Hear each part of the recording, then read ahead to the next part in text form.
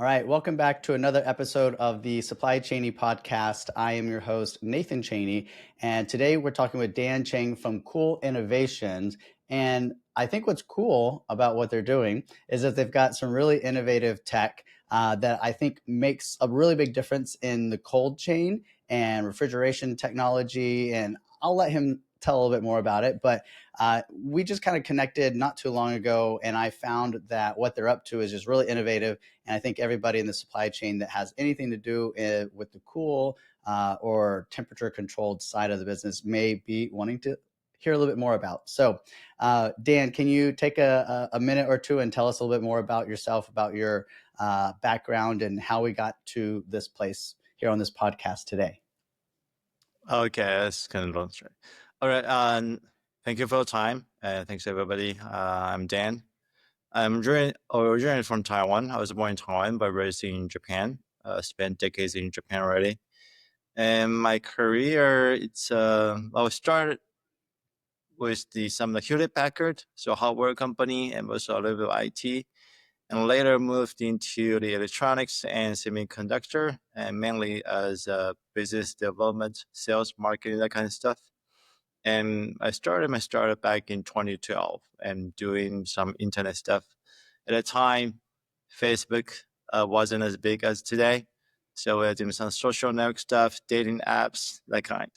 So 3 years later, that didn't work. I spent some time in China, Beijing. So during that time, it's kind of the .com bubble era in the startup ecosystem in China, and spent a few years there. And later on, I joined Amazon to start more startups and spend some time as a venture capitalist like that. And I got to know this company, Core Innovation. I wasn't the original founder, but I'm pretty, the early sort of employee or the core member of this company. Was in the beginning of 2021 during the COVID period, and I was like, oh, I was shocked. If everything they say is true, this is amazing. So we Uh-huh. spent a few years catching up and sort of get to know each other, and really met each other in the beginning of 2023.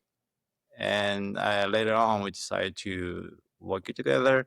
And so now I'm the COO of the company and doing all kind of stuff except the engineering. Gotcha. It's interesting that you are kind of in the position that you're in today, having had this kind of previous work experience as a venture capital business development manager. I assume you take some of the learnings and the experiences that you had from that role into what you're doing now at Cool Innovation. Yeah, so Vision is not really like the startups that we know. So usually, if you're a startup, you have your own like a PMF, right? Product market fit, and you have a prototype, and get into the market, try it out, and usually start with one product, make it into a mass production, and grow from there. But Innovation start with a very smart engineer, and he only cares about engineering. He doesn't care about money at all still, right? That's part of my Uh-huh. job. Uh-huh. So before we're still not profitable in a sense, but he already created 3 amazing products, like for warehouse units, for like reefer container and small fridge. So when I talked to him, I was like, okay, what's your dream? What's your goal? So I want to deliver this all over the world, right? Reduce those fresh produce loss and all this stuff. Okay, do you consider to get any money from VCs? And he was like, no. I said, what? Now how are you gonna do it? Like, do you have millions of dollars doing it? No, but I'm just skeptical about those like money guys. So that was his sort of initial impression. But later on, building the trust, because as you know, the Japanese people are quite conservative. They're polite, Mm-hmm. but conservative. So in order to gain the trust, we spent some time. And we did have a seed funding, but not from the VC, for the corporate company. So there's a lot of experience in my area that how can you grow fast, right?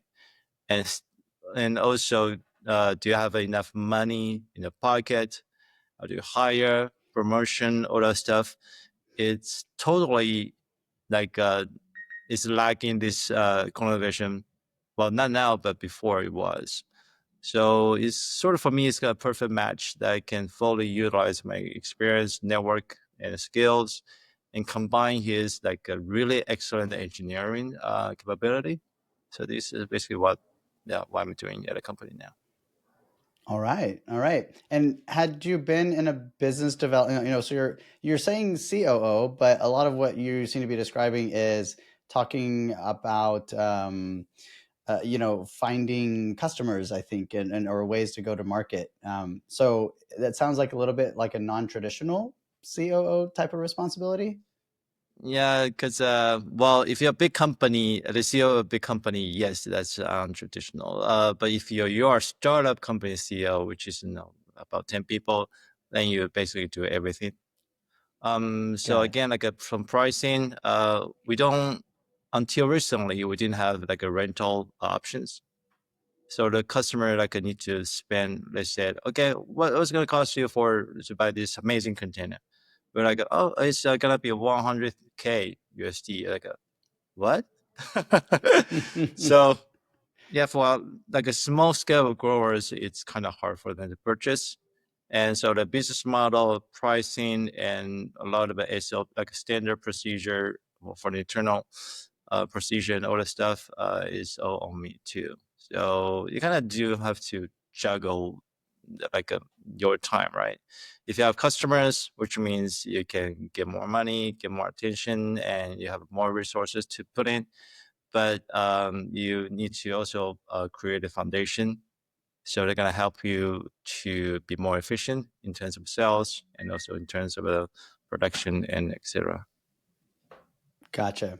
It might be worthwhile before, because we're already kind of talking about the product and we're talking a little bit about some, you've mentioned there's a lot of smart engineering going into it, but we haven't actually talked about what it is yet. So maybe we just kind of go on into that section and talk a little bit about what the product is and the innovation and the features and benefits that you bring.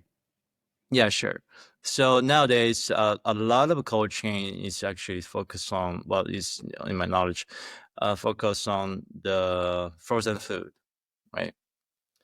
Because a lot of money is spent on it. And for perishable goods, it's so far we didn't see much of a good solutions. There are a lot of innovations for sure. For example, packaging, right? Or use some chemical sprays, could be like a biodegradable, natural, whatever. But in terms of the cold storage, there's not much of innovation, except probably the controlled atmosphere, like a CA warehouse, the type. But I don't get into details of explaining technology. For CA, it's got, if you know, you know. But in terms of the fresh produce, let's say like a strawberry. Do you have any solution to preserve strawberry as a cold storage? No. But what we can do is, for example, like in Japan, there's many different type of strawberries that are really delicious. We're able to store them like a 1 month and a half. And I'm not talking about a shelf life or like a eatable period. I'm talking about even after 45 days, you can sell to the local supermarket or like a Costco. That's the quality we are talking about. So strawberry is one example, or like shine muscat is one type of grapes in Japan, like 3 months. Latest is 1 month to 45 days. Chestnut 6 months, tomato 1 month. So many examples that we have. So basically, what we are doing is we're creating an entire new cold chain for fresh produce that's not existed before. So that's what you're doing. What about the how? Can you share a little bit about that part? Okay. Yeah. So taking the vegetable and fruits, for example.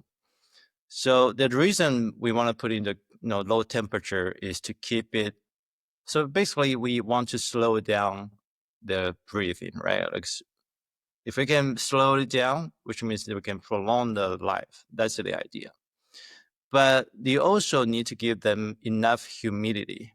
Otherwise, they'll dry it up, right? Like become they had to dry. They would just be dead without the humidity. And usually, it needs to be 90 or 95% higher.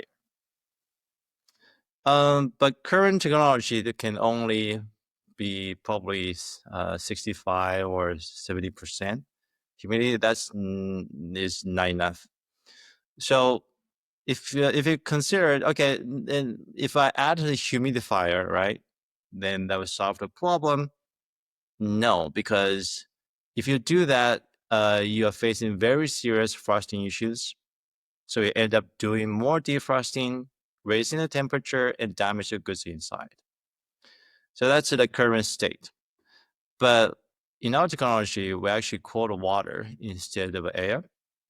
And we are able to transform the cold water into highly humidified air. And in our environment, you don't see any fan hanging on the top.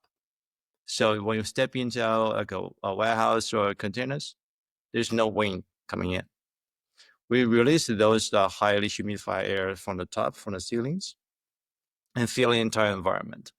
And I want to emphasize this because people think, okay, high humidity. Are you spraying like some mist?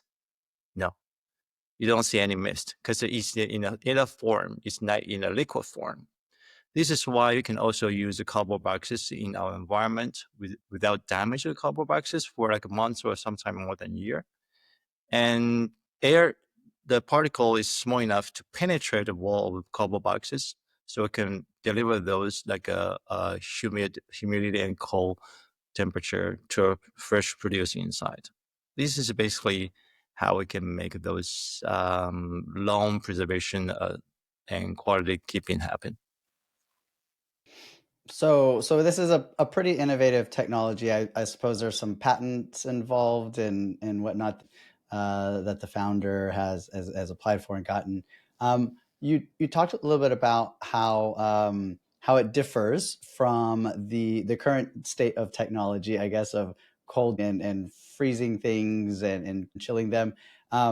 There's, if you know, in kind of talking with you, I believe there's a number of different sort of benefits. One of them you've already listed out, which you mentioned was that you can preserve or kind of slow down the growth or the degradation or whatever that official word is of the product. But it seems also that you all are able to do it at a lower cost or a lower energy usage point. And there's several other features and benefits that I think that folks that are in this space care about. Can you talk about those sort of other side benefits? Yeah. So when you can preserve the freshness for a long time, that actually changes a lot of stuff. So right now, in order to get a fresh food, let's say this vegetables or fruits, the idea in the consumers or whoever in the industry is that, okay, if it's fresh, it needs to be delivered from the farm directly, right? Oh, everything is straight from the farm, so it's fresh. So when you do that, there's actually a lot of stress in the logistics side, right? But what's the better idea is you move all the goods from production side to the distribution center. Instead of what you're doing right now is you harvest the amount the retailer needs. So they ship it every other day or quite frequently. So if you can post harvest at the same time, like at once, and put it into a distribution center or whatever warehouse using our technology, you can store it for weeks or longer. And so it can reduce a lot of the trips between production site to the distribution center. That's one, right? Second, we only use half of the energy.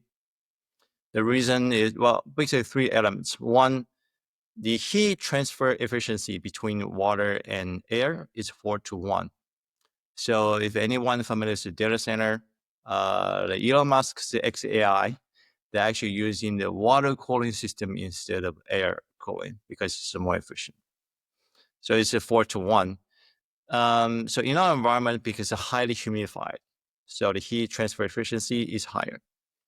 Second point is that we don't have to do any defrosting. so that's safe energy too. Third, we have much more stable temperature control. So a typical warehouse or refrigerator container, imagine the temperature range or between outside of temperature fluctuation. So let's say you set the temperature to, sorry, I need to use the Celsius, 3 degrees Celsius. And usually it'll probably be plus minus 2 degrees, right? Especially during or right after the defrosting. In our environment, first of all, there's no defrosting. And our temperature fluctuation is about 0.1 degrees, maximum 0.2 degrees. So it's 10 times better, which means there's no much of it, the bumps, and all of those bumps are actually the waste of energy. So those three combined, we can save about half of energy use. And lastly, so there's a lot of export import going on. And for dedicated fruits like strawberry, there's no way you can use the sea freight, right? So when I was in the Berlin attending the first Logistica, I talked to one of the guys from Driscoll, quite famous in California, I guess. So there's no way for them to do that. So usually using the air freight a lot of time, or like a trucks if the distance is short. The cost between the air and ocean freight is about 5 to 10 times. It depends on the distance. We are able to reduce that to at least 80% of the cost, at least, right? So if that's happening, which means you don't have to produce it anywhere, like just keep it fresh. For example, right now in Europe, a lot of strawberries is produced in Morocco. And like in Japan, because we try to ship, like export as many like local food as possible.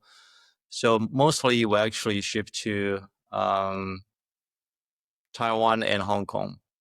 80% of the vegetable and fruits export actually to Hong Kong and Taiwan, not the US, because the air freight cost is too much. So when we can reduce that, down to like 20% of the cost, then they can go everywhere, especially for strawberry like that. We can store them for more than 1 month. You can go anywhere in the world. So not just to expand the sellable areas, but also expand the items. Because right now they can only sell something that's expensive enough to cover the cost over there.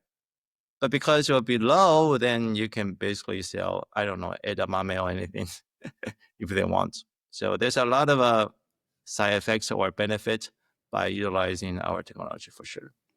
Yeah, it's and I the first time we talked and you shared some information on it and kind of shared those just like 5 to 10 little bullet points of the savings that you can get. My first reaction was, how is this possible? This doesn't even seem realistic, these numbers. But it's impressive, that's for sure. And so you named some different ways that using the technology can help cut costs and cut usage and expand markets and all that sort of good stuff. It seems like there's a really big piece of this is for companies that have an an ESG type commitments to reducing Yeah, their footprints and recycling and absolutely. using less, all those sort of things. Like this type of technology could probably help them to meet those goals. Yeah, Much absolutely. faster than whatever solutions are out there in the Yeah, market today. I can lay out some like sort of sustainable factors. So one, if you care about the food waste, which is a lot, based on the data from Fish Agriculture Organization under UN, there's more than 50% of vegetable fruits are wasted before it hit to retail, right? Without the consumer behavior, that's the amount that we wasted. During production, like I'm from Taiwan, right? And in Japan, we have a typhoon seasons. So that's one. Sometimes we have extreme weather, could be like a heat or like snow. That's during production. But how it can help is you can rent our containers, right? Harvest early, a week early, pull it in, store it fresh, and sell it later. And also partial harvesting all the losses. So there's a lot of loss, but instead of, well, in terms of sustainability, 1 kilogram of the food loss actually contributes to 2.5 kilograms of CO2 emissions. If you put it underneath, that's gonna, underground, they're gonna produce like a much more toxic, like a methane gas. So that's one.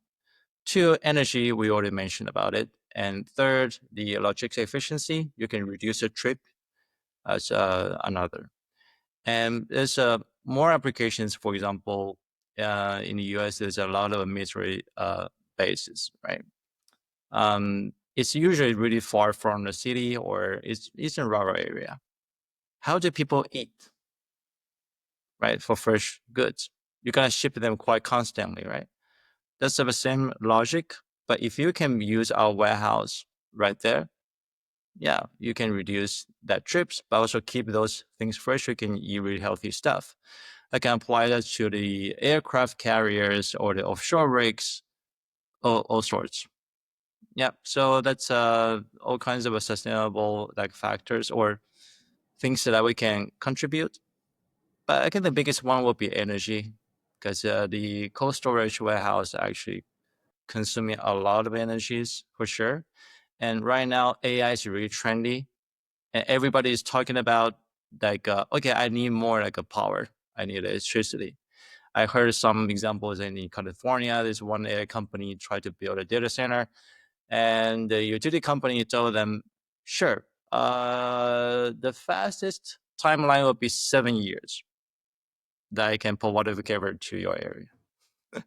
So it's a very strategically important as a country or state. If you can save all the energy, let's say cut it by half by using our technology for all of those warehouses, and then you can allocate the energy to more strategic areas like AI or others or semiconductor. So there's many things that you can do. Just a moment ago, you talked about data centers. So, is there a cooling component, I guess, to what you all can do that could apply to keeping data centers cool or Uh, something like that? uh, no, because data center usually requires super powerful the because it's not refrigeration, it's cooling. The super Gotcha. powerful like a cooling is not in our realm, but our founder actually has some patents that might be useful. But it'll be another startup, yeah. But right now we don't have it, yeah. I see. I see. So right now, you all are in this phase of the business of just growing. Can you talk a little bit about where you're at in the Okay. business story? So right now we have a small fridge. It's for experiment. Can I explain a little bit about the customer journey? So usually the customer, like your or me, our first impression is like, really? Is it really? Like, it's too amazing to know. So the first step is the technical validation. So typically the customer send the samples, like a fresh samples to us. We do the testing for them. We give them weekly report, and later on they can come to our facility to check it out, or we can send it back to them. So if a technical validation is done, the second step will be the business validation, right? We're not a big company, so everything we do, and it's very costly to create our stuff. So it'll be cost for them too. And then they need to make sure that's gonna, the ROI will make sense. But how do you do that? So they can rent one of our containers and run it for like a 3 to 6 months, and they can make sure, okay, it's really like energy efficient as we claimed. And when we stop, stack up those like hundreds of cardboard boxes, can you keep it dry as a fresh produce inside, still like fresh for a while, and labor cost, logistic efficiency, and all the quality degradation or loss they used to have, how much money I can turn into. So running for a while, they'll be very clear on what's going to be ROI by adopting our product. And the final step will be either they rent more containers, or you're going to modify the existing warehouse or build new one. So that's sort of customer journey. So right now we have 3 products that serve different purposes. In terms of a number of units we delivered, it would be more than, I would be like 70, 75 units so far. So in the past 4 years.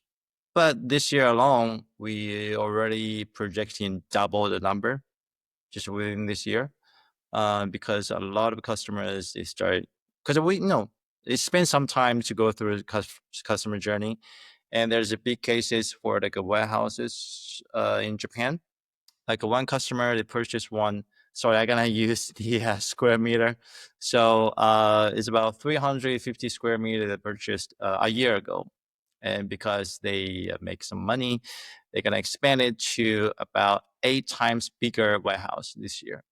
And we'll finish the product in 4 months. So similar cases and here and there in Japan. Yeah, that's really help us to get hit to not just break even, but will be profitable this year. Excellent. Congrats on that achievement. Okay. Looking through your kind of background, you have been involved in a number of startups. You've started a bunch of businesses. You've seen a lot of things. Can you share maybe just some words of wisdom or tips from of other people that are innovators in the supply chain space or starting businesses? Just things that you've picked up along the way. Well, in terms of innovation, like a software, it's a really soft. I wouldn't say it's not hard, right? It's a different of a challenges you need to face. But hardware is really hard. So you need to make sure how can you have enough capital. If the government give you subsidies, any program that can use that, that's great. If not, you better not get into that area. Or you can partner with some bigger companies. You provide the license, they do the manufacturing. There's another thing to do. But man, as Elon Musk said, mass production is so hard. Prototype is easy. Well, not easy, but typically, compared to mass production, make it so stable at a scale. Otherwise, you end up doing troubleshoot all over the place. Unlike software, you need to be the place physically, right? So I think for hardware innovators, I have a lot of admiration and respect to everyone who is doing it, including our founder. But as a company, the pricing is also really important, and also the business model, right? If the business model is not suitable for your customers, they're like, oh, this is really good, but I cannot afford it, right? But it doesn't mean you cannot provide a service. So for example, you can provide a rental instead of just set it right away. And also the pricing, you need to make sure you can make money from day one.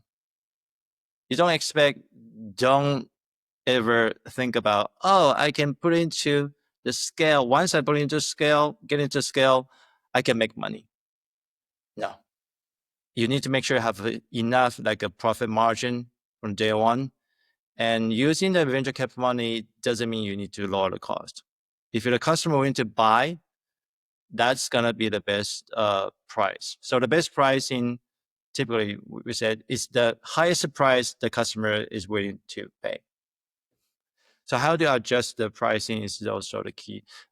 Yeah, well, there's so much to that, but I will just say like a pricing and also the persistence and also the business model. That it would be very important from the business side of it, right? I'm not an engineer, but you need a patience.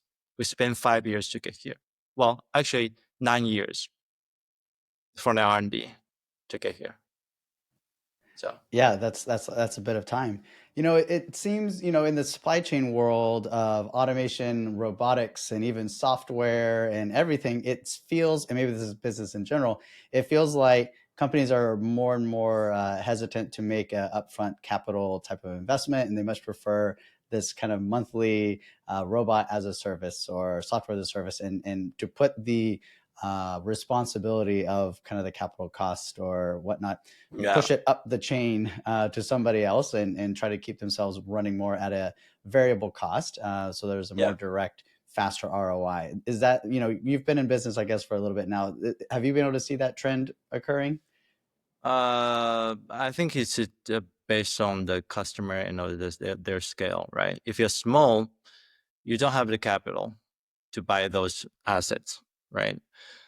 So you prefer the operation like a OpEx model instead of the CapEx model.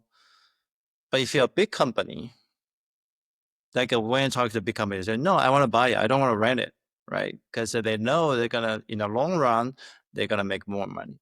So first of all, it depends on the scale. And second, depends on the type of the customer. If they are moving things from left to right and they're actually trying to sort of reduce the physical asset as possible, sort of transit to like a service provider instead of just sort of real estate kind of management, then they might prefer rental options too. So yeah, I think it depends, but in terms of investment, come on, man, if you don't invest in your future as a person, as a company, there's no future. Well, not just the money, right? Time, resource, all that. But at the end of the day, you can calculate all that into money. So investors really need it. It's just a matter of how do you reduce the risk? This is why we actually encourage our customer to go through a customer journey instead of just try to have a long discussion and get all the agreement internally and to buy our product. We're willing to wait. It's fine, but it's just a matter of limit those risks, in my opinion. So I'm pretty sure that people are still investing in new technologies. It's too new. They have some doubts as it's real, blah blah blah. And any company has been adopting our technology in the US, the answer is no. So like, oh, all right. So unless you're really passionate about what we do, and willing to put some investment in front, upfront, otherwise, they can wait. Maybe at the end of this year or next year, we'll probably do something in the US market. So All right. Well, we'll be hanging out ready for you. If where can people find you, or how can people get in touch? I think you're in Japan at the moment, and you were just in Berlin, and so you kind of seem to be yeah. all around the world. Are there any trade shows coming up that people could find you at, or yeah, how can people get in touch? Well, coolinnovation.com, innovation.com is our website, so you can always contact us through that. In terms of like shows, not really. We just ended a show like last week. It's about agri tech. So in May, there's a big event called Sushi Tech.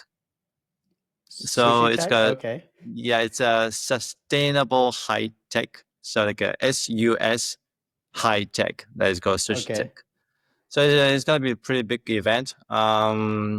We will probably have some booth there. Happy to talk to anyone to come by.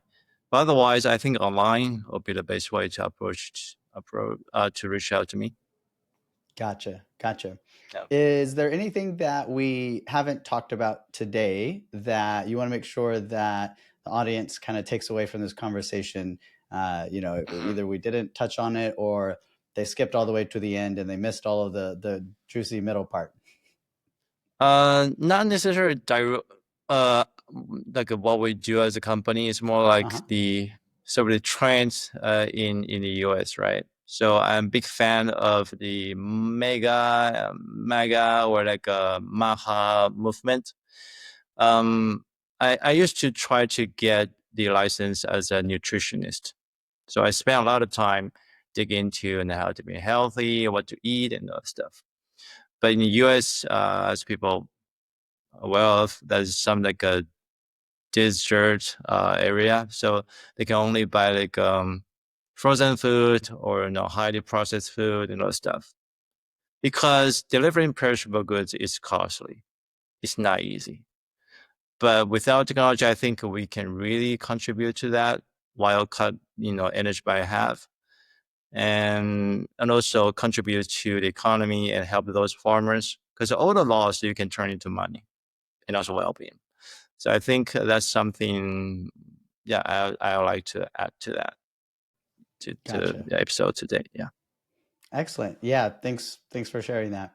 Well, Dan, thanks for coming on and talking to us a little bit about Thank you. not so much just about the cool innovation piece, but the impact that cold chain and the just the supply chain of food, what kind of impact that has both in terms of cost and the environment. Mhm. So and thank you and to your founder as well for the work you're going to do and you're doing to help make an impact on that. Thank you very much for that. Thank you so much. Thank you for inviting me, and I've been a big fan of this show. And hopefully, we can see each other at some trade shows. And yeah, and happy to invite you to our office in Tokyo too.